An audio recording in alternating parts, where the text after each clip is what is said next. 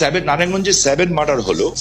আমি কিন্তু উইদিন 45 মিনিটসের মধ্যে 45 মিনিটের মধ্যে দেশের সর্বোচ্চ জায়গায় আমি এই খবরটা পৌঁছেই দেই, কারণ আমার কাছে খবর এসেছিল যে এই ঘটনা র্যাব দ্বারা সংগঠিত হয়েছে, র্যাবের কিছু মানুষ দ্বারা সংগঠিত হয়েছে, এই মেজর আরিফ সহ এরকম যারা আছে, বিকজ তারা ডিস্ট্র্যাক্ট হয়ে গেছিল। ডিস্ট্র্যাক্ট হয়ে, যেহেতু আমি এলাকার মানুষ, আমাকে সবকিছু খবর রাখতে হয়, এবং আমি স্বরাষ্ট্রমন্ত্রী মহোদয়কেও জানিয়েছিলাম বিষয়টা যে something is going on, but এত বড় দুর্ঘটনা হবে এটা আমি বুঝতে পারিনি।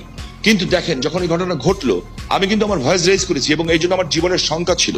জনাব শামীম ওসমান, আপনার নিশ্চয়ই মনে আছে একরামুল বলে চট্টগ্রামের একজন কাউন্সিলর, তার মেয়ে যখন বলছিল বাবা তুমি কান্না করছো যে, এবং তারপরে যখন তাকে গুলি করে হত্যা শব্দ আমরা শুনলাম, সেই সময়ের মধ্যে কিন্তু আমরা অনেকেই বলছিলাম যে এইখানেই এটি শেষ হওয়া উচিত, কিন্তু এটি আসলে শেষ হয় নাই।